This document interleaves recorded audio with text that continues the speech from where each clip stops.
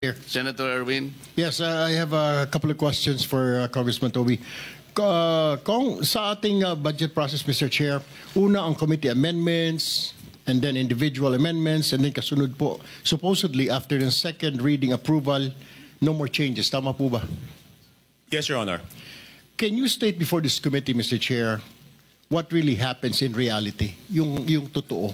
Mukhang hindi naman po nasusunod ito. What's going on? Can you walk us through para maintindihan po ng mga nandito, yung mga nanonood sa atin, what's going on? Kasi dito po mapasok yung mga insertion, nakatakot-takot, Mr. Chair. Okay, Your Honor, una po tatanggapin po ng House of Representatives yung National Expenditure Program. Yun po ang proposal ng budget po ng Executive Branch. Pagkatapos po noon, magkakaroon po ng budget briefings at magkakaroon po ng budget hearings. Okay. Doon sa mga budget briefings at budget hearings na yon, Your Honor, ang mga cabinet secretary po ang natatanong ng mga congressman. Pagkatapos po niyan, mapupunta po yan sa plenaryo. At magkakaroon ng sponsorship at magsusponsor yung iba't ibang mga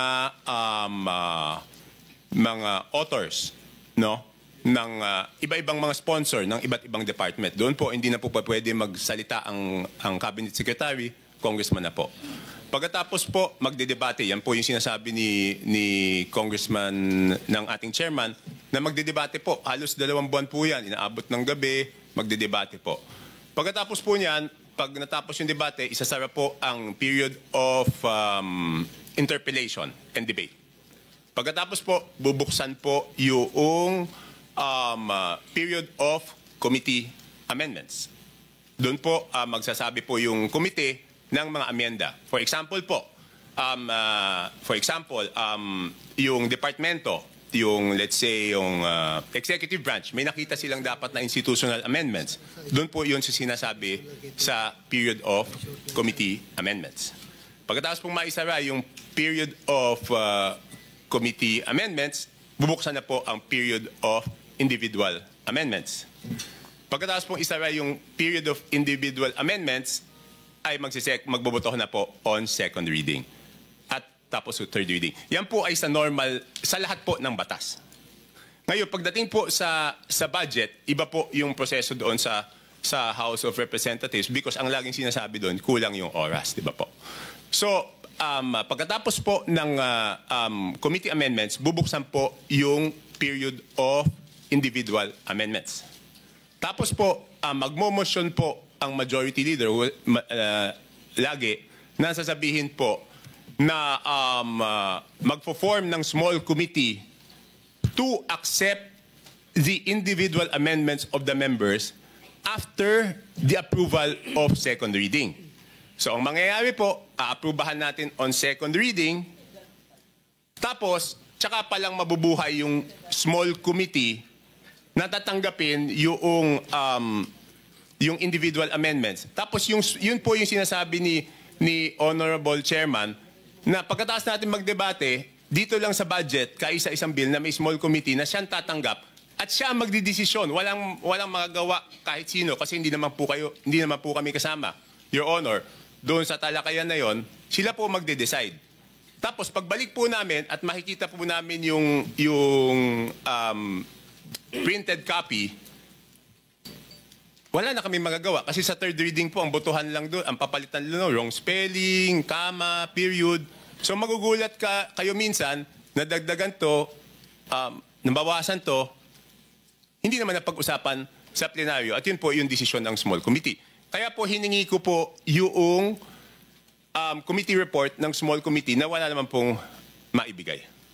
So, ibig sabihin, Mr. Chair, walang magagawa. I mean, pag katulad ng isang district congressman, nakita niya lumobo yung kanyang budget sa kanyang distrito, wala ho siya magagawa. Hindi ho siya pwede magreklamo na hindi naman sa akin ito, sobra yata, may nagparking dito, may sumagasa rito.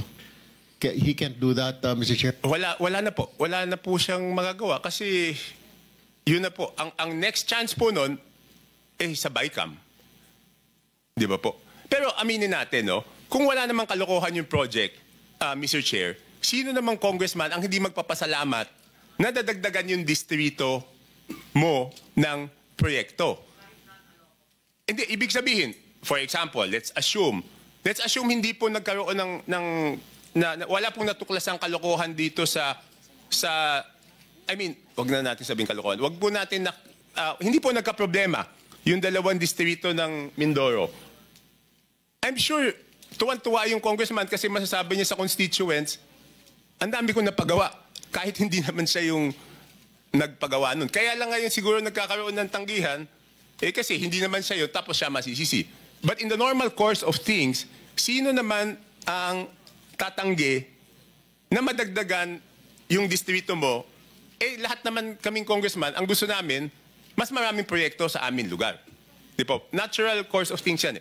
But before I proceed, Your Honor, kasi po, pagkatapos ko magsalita, ako na yung binabatikos ngayon. So let me put on record na this is not the first time I questioned the budget process. Pwede po nilang tignan yung archives.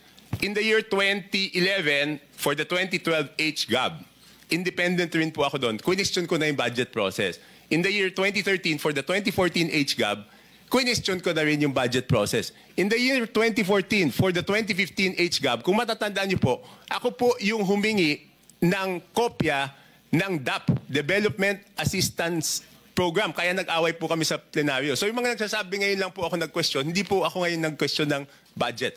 Kaya lang, nagsawa na po ako kasi wala nangyayari na outvote ako. Nagkaroon lang ako ng pag-asa nung pagkatapos ng SONA kasi si mismong presidente na ang may gusto ng budget reform, Your Honor. Rep. Toby, pagkatapos ng small committee, ito na yung basis ng HGAB na hindi na makikita ng ordinaryong congressman. Yun ang sinasabi mo.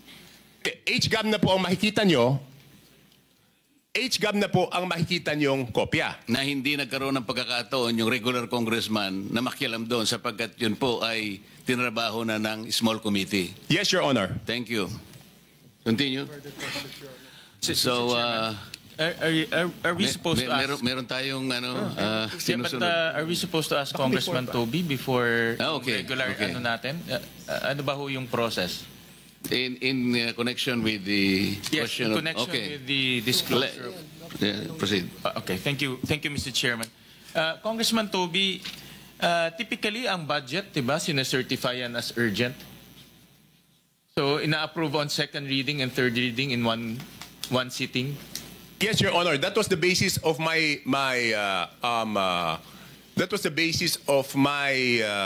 objections earlier on, noong 2011, 2012, 2014. Hindi mo na ibig sabihin, pag sinertify urgent, ang nangyayari po noon, Your Honor, Wala nang 3-day rule. wala na 3-day rule. Tsaka hindi mo na makikita. Di ba? Inaprubahan mo muna Your Honor, yung third reading, tapos tsaka mo makikita yung kopya ng Ang punto HGAB. ko, ganun ang practice, diba? Every budget season, dahil certified as urgent, in one sitting, in one day, ina-approve yung budget on second and third reading in one day. Yes, I don't know if all congresses that I attended kasi nawalan na nga ako ng pag-asa noong after 2015 kasi kahit questioning ko bakit one day, wala naman. I think in one budget season, pinadala naman yung kopya, hindi ko lang alam kung ano year, pero on the same day, since certified urgent, ay aaprubahan. Kaya nga ang naging ko doon, explanation of vote, sabi ko nga doon, and it's in the records of the archives of Congress, Your Honor, sabi ko nga doon, paano naman babasahin yung ganyan kakapal o even hanapin yung in one day? Yeah, but naintindihan ko sa'yo, you're saying na even after the approval on second reading, tapos ng period of amendments, di ba? Approval na on second reading, pwede pa mag-amend. Yes, Your Honor. We approve on second reading, pero nagbigay kami po, before we approve on second reading, binigyan namin ng authority yung small committee na palitan kung ano man yung inapprove on second reading. Pero pag inapprove on second reading, yun na yun eh. Yun po yung point ko ever since, Your Honor. Ibig sabihin, pag sinabi ko yun na yun, from NEP all the way hanggang annexes, approved na yan. Lahat ng maliliit na project doon, approved na yan. Your Honor, that was the basis of my questioning ever since. Kaya nga natapos na yung period of amendments. Diba? The period of amendments, doon tayo mag-a-amend lahat ng mga line item. Pero after period of amendments, pag nag-vote na tayo second reading, tapos na yon. Correct? It's only for review, in 3-day rule, for review na lang yon. Yes, Your Honor, tama po kayo. Kaya lang nga, only for the budget, nagkakaroon ng ganon. Yun nga po yung sinasabi ko, Your Honor. Parang parang binigyan mo ng blankong cheque yung 4 na tao na sila yung bago nung inaprubahan ng plenaryo. So sabi ko nga po, Your Honor, papaano naging mas powerful yung 4 na tao kaysa doon sa inaprubahan ng plenaryo, Your Honor? Pero para sa akin, yung pagtapos ng second reading, nag-amend pa, parang that's not the usual practice. Kasi pag nag-approve ka ng second reading, kasama na doon yung amendments. Tama po kayo, Your Honor. Kaya nga, sabi ko, sa lahat ng batas na ginagawa, no touch pag tapos ng second reading. Yung BICAM, kasi po, binigyan ng authority yung small committee, yun. Kaya, pwede nilang galawin after BICAM. But, Your Honor, I got a commitment, Sec Mina was there on the first day, I got a commitment that they will not do it anymore at this time. I hope at second reading, pati na yung mga attachments, tapos na. I hope. Kaya nga sabi ko... Dapat ganun. Pati mga attachments, tapos na. Bago, in other words, bago matransmit sa Senado, kasama na lahat ng mga attachments, pati yung mga projects. Yes, Your Honor. Kasi sabi ko nga, for the record, ulitin ko, hindi ito yung unang pagkakataon na question ko yung budget process. At nawala na talaga ako ng pag-asa na walang mangyayari. Kaya lang, nung nadinig ko yung SONA, since this is the first time na yung Presidente po, Your Honor, ang nagsabi dapat baguhin yung budget process, may pag-asang baguhin yung sistema na yun. Kasi, Your Honor, independent po ako ako laging labas eh. So, i-outvote lang ako, Your Honor. Thank you, Mr. Chairman.